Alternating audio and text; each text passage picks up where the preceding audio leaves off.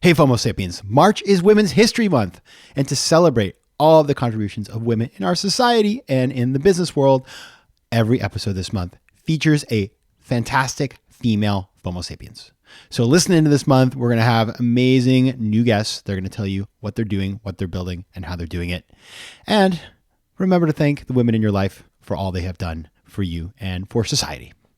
FOMO. My name is Patrick J. McGinnis, and I coined the term FOMO. That's short for fear of missing out, and it's why some people end up following the crowd.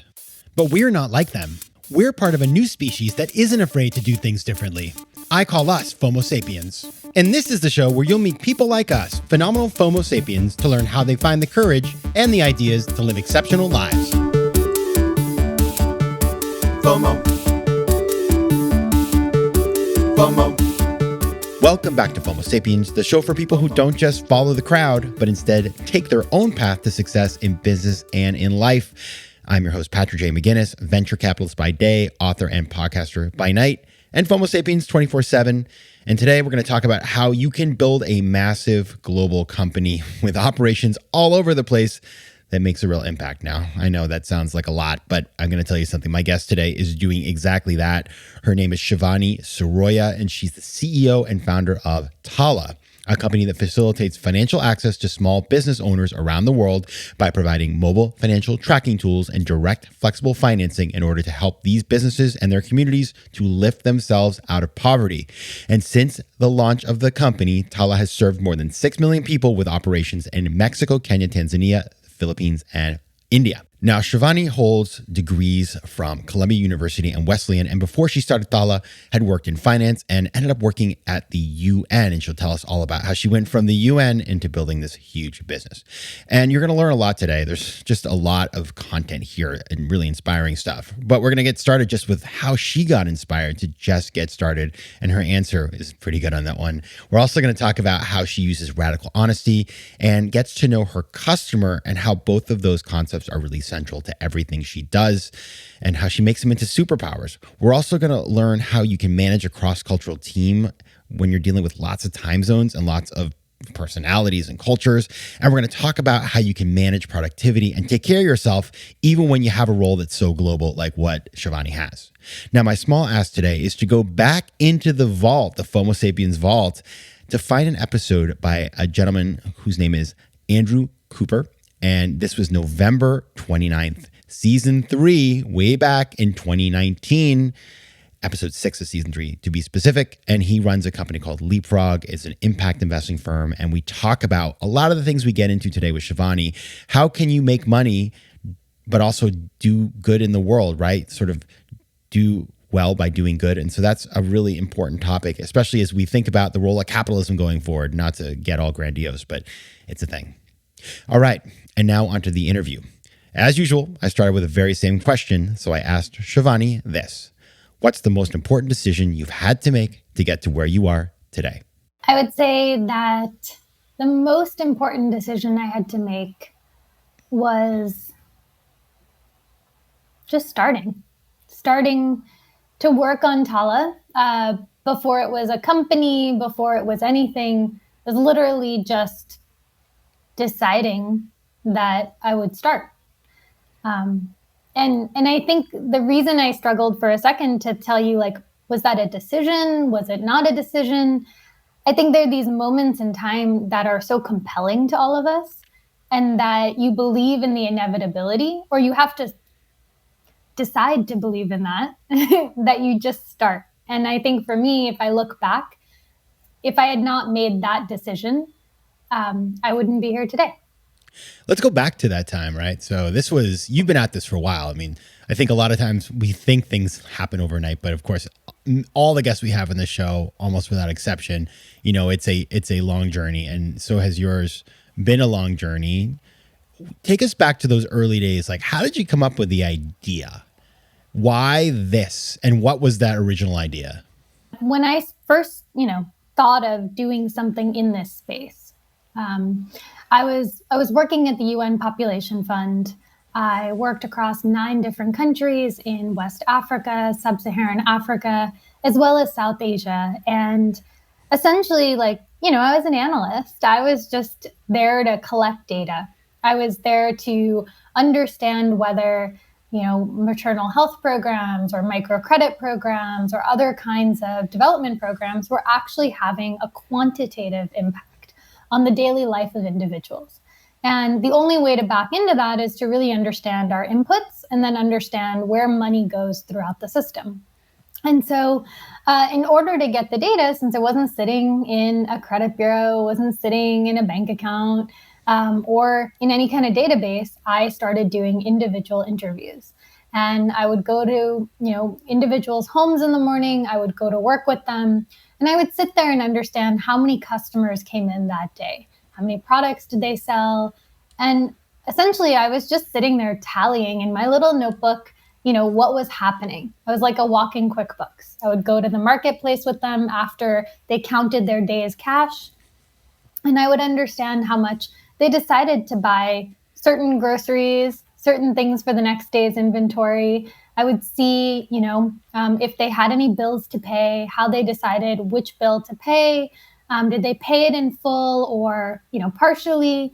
And then I would actually go back home because it was important to understand how much actually went to allowances or how much went into a lockbox or under a mattress. And I got to really understand, hard money versus soft money, liquid money, versus locked money.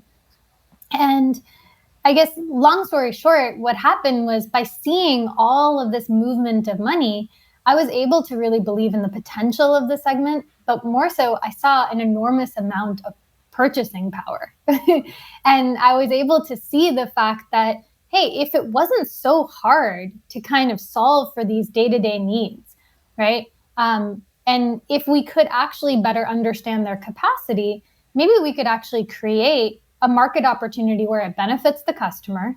They're able to get access to the credit that they need, the financial products that they need that would kind of take away some of that anxiety as well as all of that kind of onerous mental math.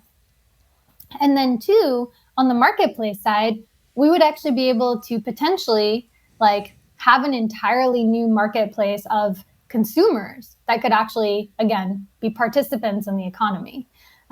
So my background, actually, just to quickly tell you, I was an economist and data scientist. So I was always looking at it from how do we actually essentially create market forces to solve these social problems.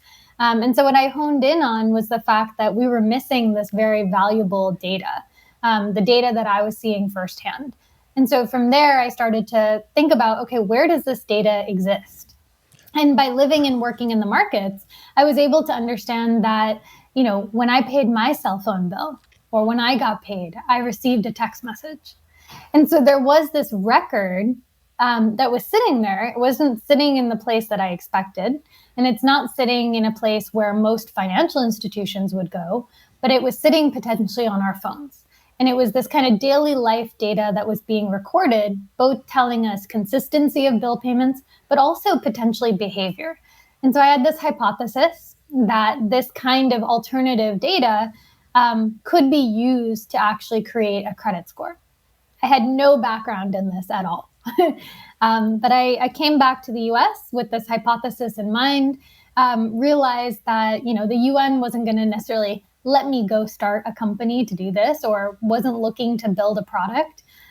So I actually went full circle back into the private sector, but I couldn't forget about this problem. And I kind of continued to get frustrated that I couldn't find a company working on this. Nobody wanted to work with me on it. And eventually the people around me really were just telling me, well, why don't you just try it? And I didn't know what to do. So I decided to go learn how to code and essentially use my savings to then build the first version of what Tala was back then. That's amazing. So it's because, I'm thinking in my head, right? I'm thinking when you start a business, so you had a lot of things that were different. You had worked in banking before. I did a little research on you, but you were working at the UN, which, that's awesome. UN's great, but it's not a business. It's an international organization. It's not a for-profit company. It has a bunch of different factors and constituencies it's dealing with. Then, you decide to do a mobile app and really focus on a technology solution. And so you're like, well, I don't know how to code. So you go and learn how to code. So you had all these potential roadblocks coming at you. And I wonder, as you started, did you have a lot of doubt? Like, how did you overcome the feelings of like, oh man, I'm not good enough, or I don't know these things, or people aren't going to give me money when I'm looking for it? Like, how did you shut that voice down in your head? I'll be honest, I didn't have it. I think, wow, and this is so cool. Okay, tell us more. This is impressive. I think that's kind of why when you ask the question about, what's the hardest decision or the first decision that you made, it wasn't a decision. It was kind of just this thing that was, I knew there was a problem that existed. I had seen it firsthand. I'd seen the effects of the problem on the individuals that I was living and working with. So I saw the impact of that. And then I also had this fundamental belief in these individuals. It was something for me that I believe so strongly in their potential, and I still do. And I really believe that at the end of the day, unless we include these billions of consumers, we will never actually have the economy that we want globally. FOMO. Now, you sit in the US, but you have operations in 4 different markets across the world. And, what would be easy to do is to sit in your office and say, oh, we're just going to come up with a concept like this or like that. And people do that all the time. People sit in a LA or a New York and they think that they're creating something that's going to work in a Lagos or in a Nairobi or, in a Shanghai or whatever. And it blows my mind still, but you got to be out there in the field. So talk about, I know you did these interviews, but how do you go out there and make sure that you have your finger on the pulse in these very different places where you're operating? So the way that we've done it at Tala is we do have a global team. And so we have offices, like you said, but it's not a matter of just having leaders in those places. It's actually ensuring that the functions that you want that are really close to your customers are there. And so we have user researchers, product managers, local marketers, comms folks, everybody that is really in charge, not even in charge, but is going to live and breathe the daily life of our customers is actually in our local markets. And so that way we can actually build in twofold. One, we can look at a global perspective. We can see the trends that are happening in fintech. We can see these things and then bring that into our markets. But then the most important part, I think, of what we do is really listening and learning to our customers. And that has to be done by being really proximate to them. And what do they tell you? I mean, I'm curious, like, are you just out in the field interviewing people when you're traveling? Do you have a way of capturing data? Because I think a lot of people, the thing that blows my mind about this company and why I thought it was so interesting to have you on is because you're not solving like a rinky-dink problem here. And the stats that I was reading about as I was researching, we're talking 3 billion people, 40% of the planet, and there's an unmet need of 2.1 trillion of credit. So like, it's a little overwhelming, frankly. But, how do you get your hands on the very detailed information you need to address this huge opportunity? The founding belief at Tala is radical trust.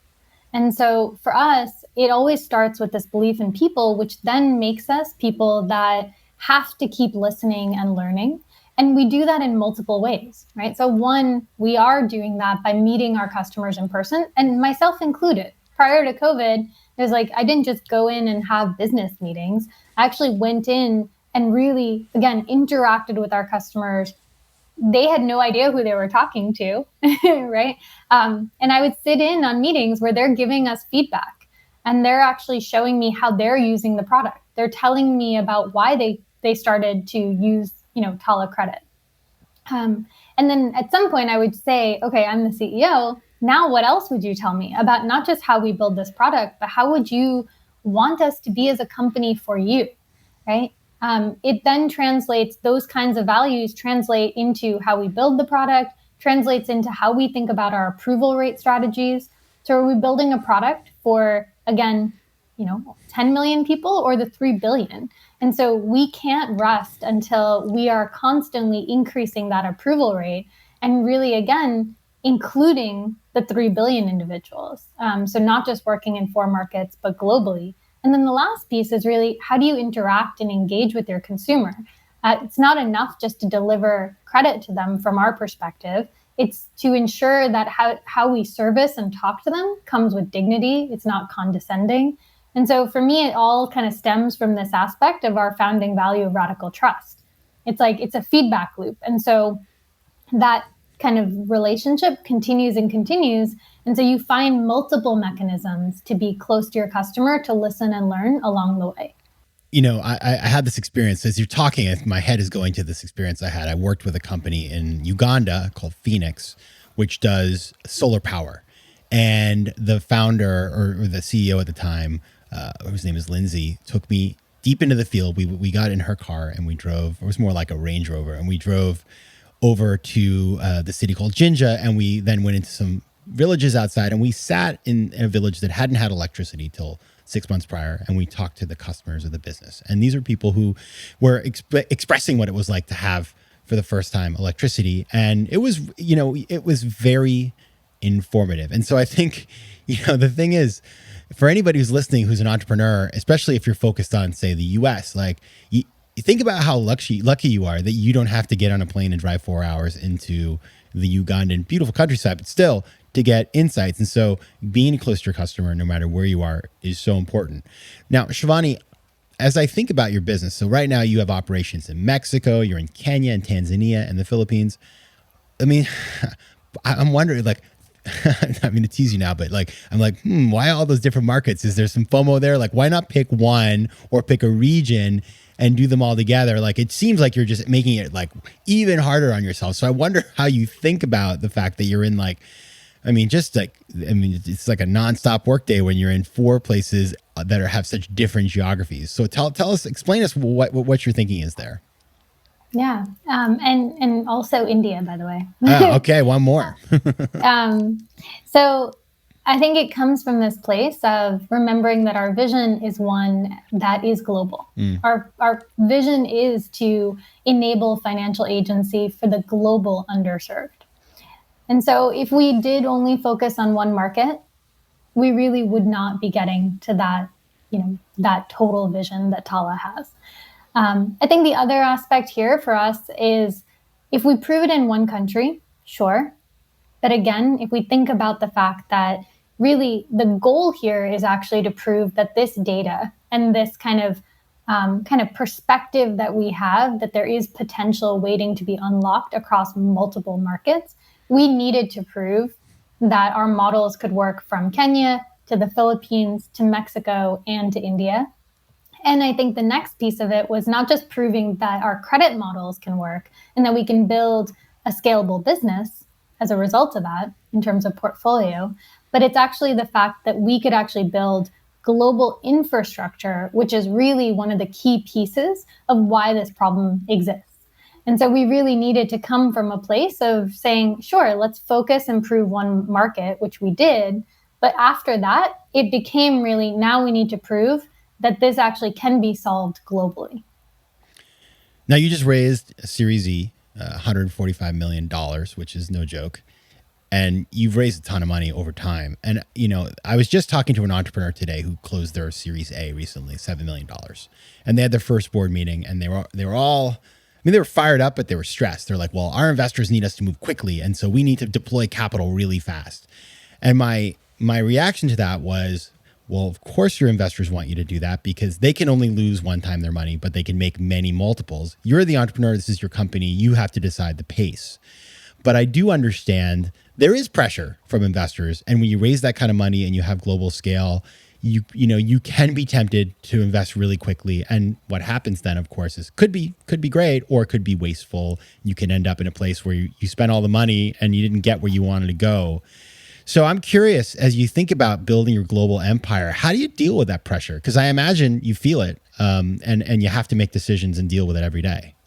I think that, if I go back to this aspect of like, what are the three things I think a lot about? I think for us as an organization and an executive team, the first one is actually moving with a sense of urgency. And it's not, and I think the difference at Tala is it's not because of investor pressure or competitor pressure, but it's actually because of the magnitude of the problem. And so I think the thing that makes us wake up every day wanting to move with urgency is we know really how big of a problem this is. We hear it from our customers all the time. And so for us, it's if we don't do it, then we don't actually think anybody else is thinking about this customer in the same way that we are. And so there's really that sense of just like responsibility. And then the second piece that we think a lot about is execution and problem solving.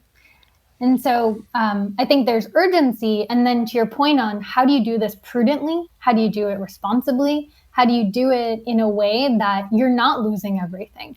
That's, I think, where you have the differentiator on the kind of team you build.